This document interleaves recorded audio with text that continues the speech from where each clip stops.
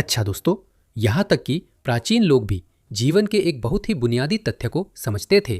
जब आप विदेशी देशों में जाते हैं तो आप वहाँ के लोगों की संस्कृति, मानदंडों, परंपराओं और रीति रिवाजों का सम्मान करते हैं जिन्होंने उस समाज का निर्माण किया है। अन्यथा आपकी यात्रा, बेहतर जीवन की आपकी छोटी सी तलाश एक बुरे सपने में बदल सकती है। इसीलिए कहते हैं, जहां जाओ वहां के जैसे बनो। ऐसा नहीं है कि वे परिपूर्ण थे, असल में बिल्कुल उल्टा है। वे आमतौर पर दोपहर से पहले ही नशे में रहते हैं।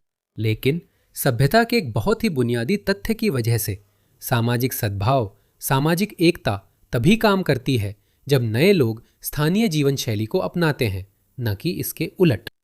किसी कारण से यह विचार मुसलमानों के लिए बिल्कुल अजनबी है। वे बेहतर जीवन की तलाश में विदेशी देशों में जाते हैं। वे सरकारी सहायता की मांग करते हैं, वे सरकारी आवास की मांग करते हैं, वे विशेष सुविधाओं की मांग करते हैं। और सबसे बुरी बात यह है कि अभी हाल तक इन पश्चिमी देशों में किसी ने भी ये नहीं कहा, रुको एक सेकंड, क्या सोमालिया में सरकारी आवास मिलता है? क्या सरकारी आवास योजना में मिट्टी की झोपड़ियां मिलती हैं? नहीं, कुछ नहीं मिलता। लेकिन यहां आप डेनमार्क आते हैं, आप नॉर्वे आते हैं, आपको सब कुछ मिलता है और फिर भी आप कृतज्ञ रहते हैं। मेरा मतलब क्या है? ये वीडियो देखिए, इसे देखिए। कनाडा में एक सोमाली महिला शिकायत कर रही है। इसे देखिए, निंजा वॉरियर। अगर आप नकाबी या हिजाबी हैं और धन के कारण नौकरी में दिक्कत आती है तो आगे देखिए, मेरे पास आपके लिए कुछ खास है। मेरे पास आपके लिए इससे बेहतर है, घर जाओ। क्यों ना आप सोमालिया जाएं और वहां नौकरी ढूंढ लें, अगर उससे पहले आपका सिर न काटा जाए। मैं मनाल 23 साल की हूँ और टोरंटो कनाडा में रहती हूँ। मुझे यहाँ नौकरी ढूंढना सबसे मुश्किल लगा। जब मैं निंजा योद्धा की तरह कपड़े पहने रहती हूँ। इन लोगों की हकदारी देखो, कैसी हकदारी है। मुझसे कहा गया, क्या आप नौकरी पाने के लिए जो आपने पहन रखा है उसे हटा सकती हैं? मुझे पता है कि बहुत बड़ा झटका था और चेहरे पे तमाचा भी, जो कि एक तरह से अच्छा ही था। छुपा वरदान, बताती हूँ क्यों। 2 साल से ट्रेड इन्वेस्टिगेशन और नेशनल मार्केटिंग में हूँ, बताती हूँ कैसे। मैंने एक टिकटॉक वीडियो देखा, जैसे आप मुझे देख रहे हैं। जहां क्रेडिट बनता है वहां देना चाहिए। कम से कम वो कनाडा की वेलफेयर सिस्टम को धोखा देने की कोशिश तो नहीं कर रही।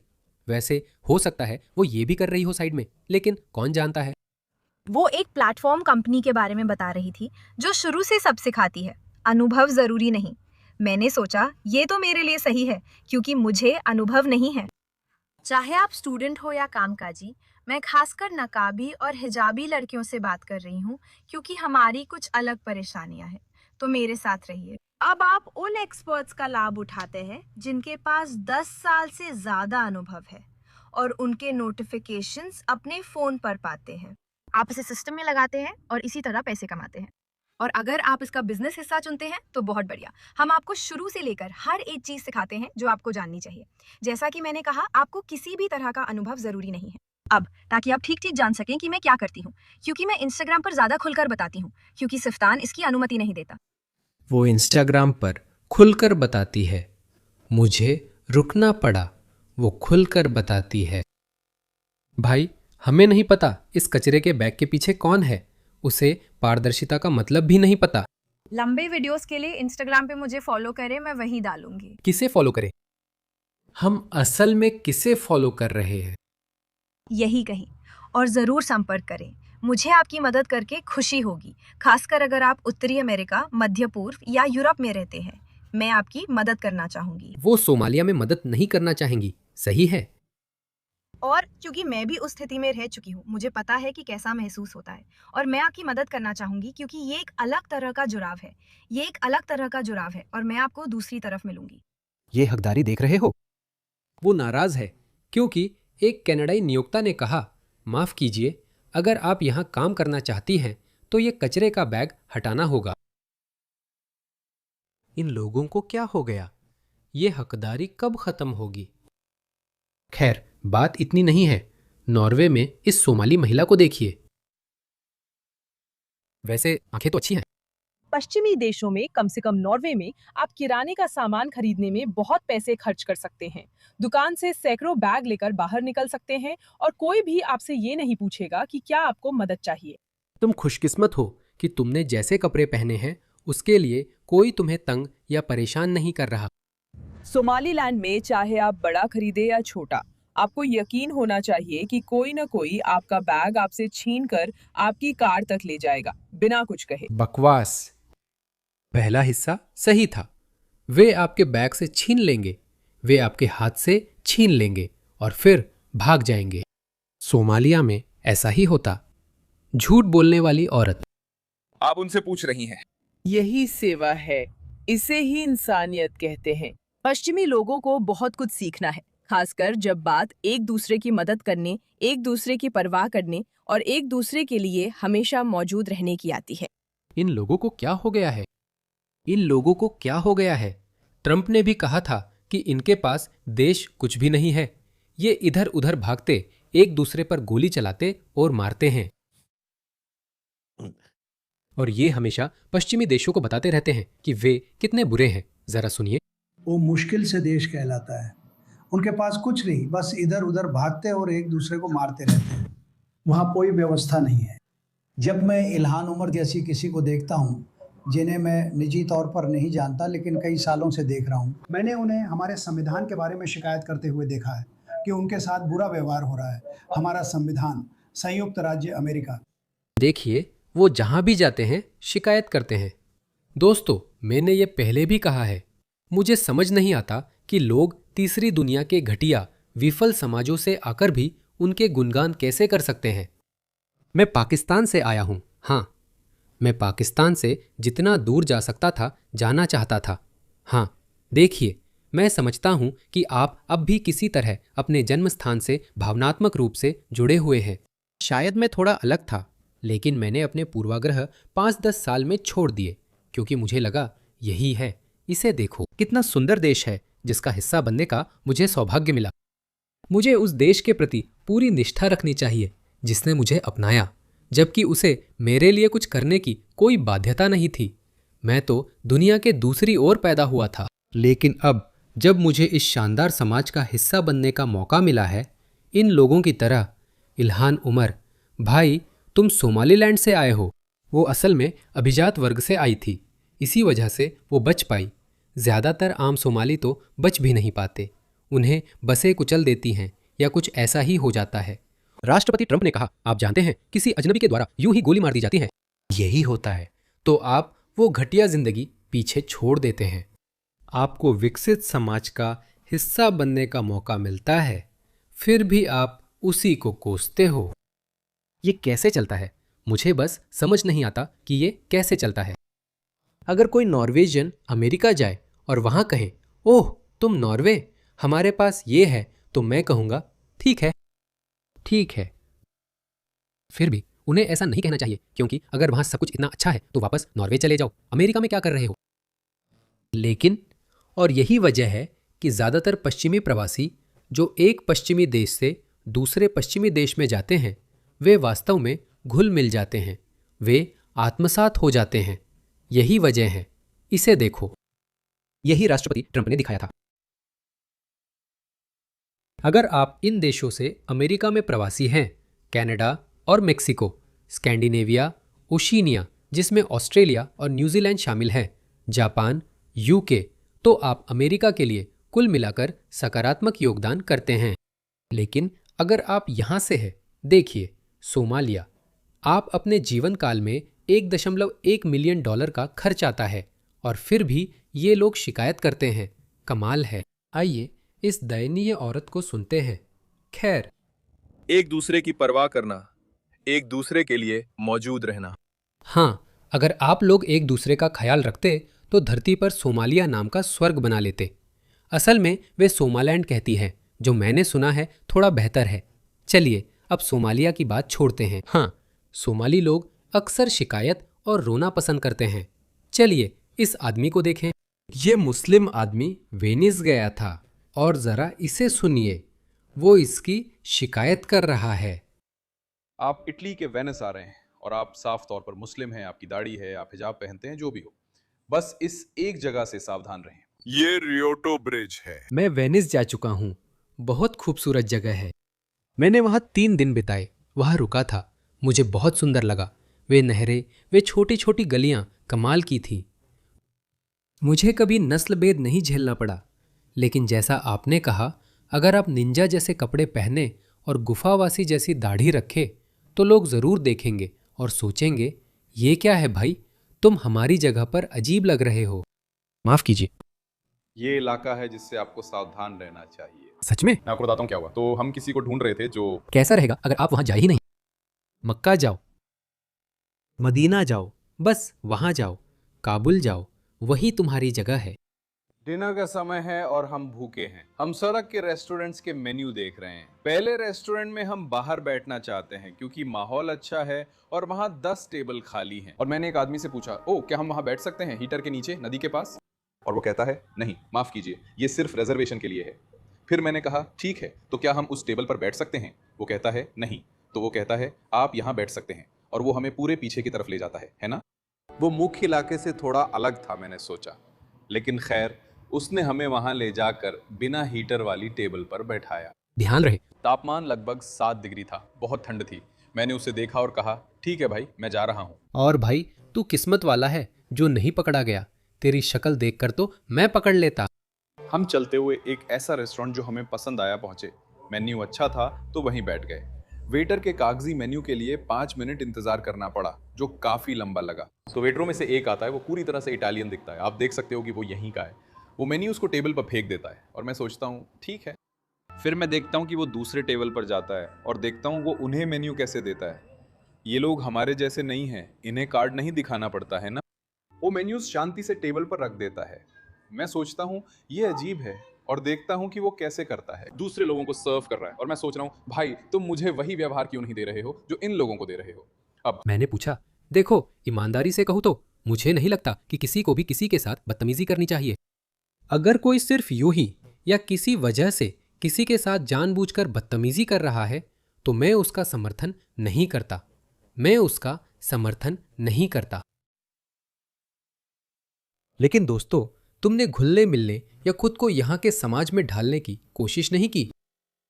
मुझे लगता है उसे लंदन में गेट्टो बनाने से कोई परेशानी नहीं होगी। मुझे लगता है उसे मुसलमानों के सड़कें रोककर बीच सड़क में नमाज पढ़ने से कोई परेशानी नहीं है। तो दोस्तों, ये दोनों तरफ से होता है और मैं इसका समर्थन नहीं कर रहा हूं, लेकिन मैं आपको सिर्फ एक वजह बता रहा हूं। पश्चिमी देशों में मुस्लिम थकान नाम की भावना बढ़ रही है। शायद इस व्यक्ति की वजह से नहीं, लेकिन इनके जैसे लोगों के व्यवहार की वजह से। आप स्थानीय लोगों को दोष नहीं दे सकते।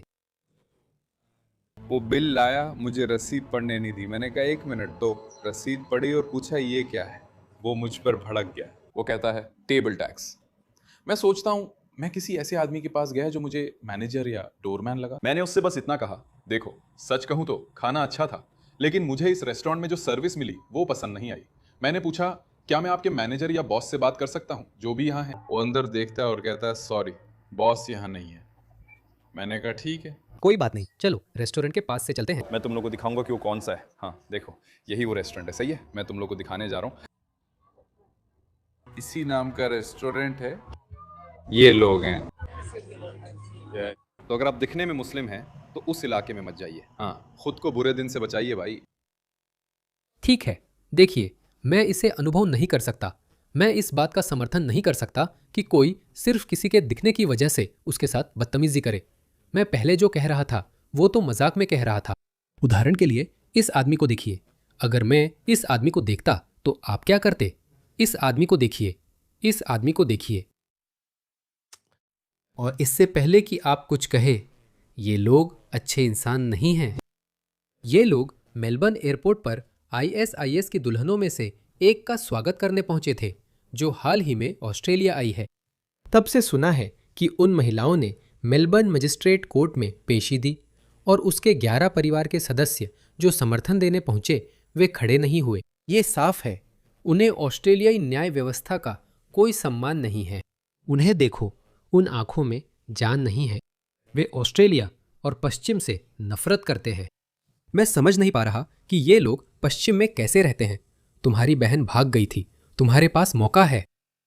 कम से कम वो सीरिया चली गई थी। खैर, वे पश्चिम से नफरत करते हैं, फिर भी यहाँ रहना चाहते हैं। इसका कोई मतलब नहीं। मैं तुम्हें एक और वीडियो दिखाता हूँ जिसमें पश्चिम में मुसलमानों का बुरा बर्ताव दिखता है। इस औरत को देखो, यही चीज सच में हमारी आलोचना के लायक है। इसे देखो। दोस्तों, आज मैं ईस्टर शो पर थी और अपनी आंखों पर यकीन नहीं हुआ। जैसे ही सूरज निकला, दोस्तों, मैं आज ईस्टर शो पर थी। और वो ईस्टर शो में थी। वो ईद पर नहीं गई, वो एक ईसाई शो में गई। वल्लाह, मुझे अपनी आंखों पर यकीन नहीं हुआ। जैसे ही सूरज डूबा, सब बाहर निकल आए। सब बाहर आ गए। जानते हो शरण कौन? लड़कियां। वे यहाँ सीना दिखा कर आ रही हैं। उन्हें डेट पे चलने के लिए पूछा जाता है। तुम बेवकूफ लग रही थी। तैयार हो? क्या ईस्टर शो नहीं जाओगी? राइट, जर खाने का मजा लो, दोस्तों परिवार संग एंजॉय करो, कुछ नया ट्राई करो। मुझे सच में समझ नहीं आता कि वो राइड्स पर कैसे गई और फिर भी वो चीज बाहर नहीं निकली। मुझे ये करने में बहुत डर लग रहा था। मैं इधर उधर देख रही थी, क्या यहाँ कोई और परिवार है? क्या मैं ही अकेली फैमिली वाली लड़की हूँ? मैं बस चारों तरफ देख रही थी। हाँ, मुझे वहाँ किनारे पर एक दूसरे से लिपटते चूमते कितने लोग थे वो देखना था। अरे वो शुरू हो गया, बस वही एक खेल शुरू हुआ। अंदर ही अंदर वो सोचती थी, काश मुझे भी अब्दुल जैसा कोई अच्छा और खूबसूरत मिलता, पर मुझे तो यही मिलता है। यही, बस यही मुझे मिलता है। बेहद दयनीय। नहीं, बिल्कुल नहीं। अगर आप परिवार वाले इंसान हैं तो ऐसी चीजें नहीं देखना चाहेंगे। सुबह आओ या फिर दोपहर तक आ जाओ। या तो यही रहो या अफगानिस्तान जाओ। अपने देश में रहो। पश्चिम को इसकी ज़रूरत नहीं। कब दंगे होंगे मुझे नहीं पता। इन्हें बाहर निकालो, हम इन्हें नहीं चाहते। ये हमारे जीने के तरीके को बर्बाद कर रहे हैं। बेवकूफ़ और बदमाश बाहर, ये तुम्हारा मामला नहीं। हम अफगानिस्तान नहीं हैं, ठीक है? इसे देखो, इस सोमाली महिला को देखो, और ग्रीन्स उनका समर्थन करते हैं। इसे देखो। ये एकदम समान है। मेरे पास पेन है, मेरे पास पेन है। Body builder gang. क्या ये मुझ में गे है? अरे तुम मेरी आंख को बर्बाद कर दोगे। अगर ये उतना अच्छा नहीं है तो तुम प्यार में नहीं रहोगे। क्या मेरे? चलो इसे फिर से देखते हैं। ये एक मुश्किल मामला है। हाँ, ये एक मुश्किल मामला है। अगर तुम मेरी आग बुझाने वाले हो, अब तुम जिंदा नहीं रहोगे। मेरे बच्चे भी नींद में मर जाएंगे अगर तुम अभी मर गए। अगर तुम मरे हुए की तरह मर जाओ। मुझे अभी नरक ले चलो कृपया। मैं इस पागल औरत के आसपास नहीं रहना चाहता। हे भगवान, इसे देखो। एक मुस्लिम ट्रैवल इन्फ्लुएंसर ने बुडापेस्ट को मुस्लिम फ्रेंडली न मानते हुए शिकायत की। पहले वाले व्यक्ति जैसा ही लगता है। स्पा में पूरे शरीर को ढकने वाला स्विम वियर पसंद नहीं है। हलाल खाना क्या है? पूरे शरीर को ढकने वाला स्विम वियर पसंद नहीं है। ओह, पूरे शरीर को ढकने वाला स्विम वियर यानी पूरा ढका हुआ हिजाब की नी, ठीक है। चलो देखते हैं। बुडापेस्ट मुस्लिम फ्रेंडली नहीं है। यह वो बातें हैं जो काश मुझे जाने से पहले पता होती। सबसे पहली बात, स्पा में पूरे शरीर को ढकने वाले स्विमवेयर को अच्छी नजर से नहीं देखा जाता। जब मैं स्पा गई थी, वहाँ सच में ऐसे बोर्ड लगे थे जिन पर लिखा था कि बिकिनी नहीं पहन सकते। हाल ही में ये स्टाफ के मूड पर निर्भर करता है। लेकिन चाहे जो भी हो, अगर आप पूरे शरीर को ढकने वाला स्विमवेयर पहनती है तो लोग घूरेंगे और सवाल भी करेंगे। दूसरी बात, हलाल खाना ढूंढना बहुत मुश्किल है। आपको इसके लिए खास तौर पर तलाश करनी पड़ेगी। और फिर वहाँ का पारंपरिक खाना ज्यादातर मांसाहारी होता है और हलाल नहीं होता। यहाँ तक कि टूरिस्ट एरिया के बाहर वेजिटेरियन विकल्प भी बहुत कम है। तीसरी बात, नमाज पढ़ने की जगह आसानी से उपलब्ध नहीं है। मस्जिदें सेंट्रल लोकेशन पर नहीं है, इसलिए आपको अपनी प्लानिंग उसी हिसाब से करनी होगी। चौथी बात, यहाँ मुस्लिमों के प्रति सांस्कृतिक जागरूकता उतनी मजबूत नहीं है जितनी दूसरे देशों में होती है, इसलिए आपको थोड़ा अलग सा महसूस हो सकता है, खासकर रात के समय। तो आपको यहाँ थोड़ा ज्यादा प्लानिंग करनी पड़ेगी। और ऐसे और मुस्लिम ट्रैवल टिप्स के लिए फॉलो करें। अच्छा, इन नीतियों को सभी पश्चिमी देशों में अपनाना चाहिए। हमें ये नीतियां सभी पश्चिमी देशों में लागू करनी चाहिए। लोग अक्सर पूछते हैं, इस समस्या पर क्या करना चाहिए? हम पश्चिम से नफरत करने वाले और पश्चिमी जीवन शैली के साथ असंगत इतने लोगों को सामूहिक रूप से निर्वासित कैसे करें? हमें उनके लिए क्या कदम उठाने चाहिए? आपको उनकी नागरिकता रद्द करने की जरूरत नहीं है। आप जानते हैं, पूरी तरह से चरम कदम उठाने की जरूरत नहीं है। आपको बस कुछ चीजें अपनानी है, जैसे हलाल भोजन पर प्रतिबंध लगाएं, सार्वजनिक प्रार्थनाओं पर रोक लगाएं, अपने शहर में मस्जिदों की संख्या सीमित करें, जैसे उदाहरण के लिए लंदन में मुझे लगता है कि उनके पास, मुझे नहीं पता, उनके पास 2000 मस्जिदें हैं। इसे 200 तक कर दे या उससे भी कम और फिर कहे माफ कीजिए, बस कट्टरपंथियों के लिए पश्चिम में रोजी रोटी कमाना मुश्किल बना दे, बस इतना ही। वे खुद देश छोड़ेंगे, यही उनका अधिकार है। उन्हें यह बिल्कुल नहीं पता कि स्थानीय लोगों की परंपराओं और रीति रिवाजों का सम्मान कैसे किया जाता है। उनके जैसे मत बनो।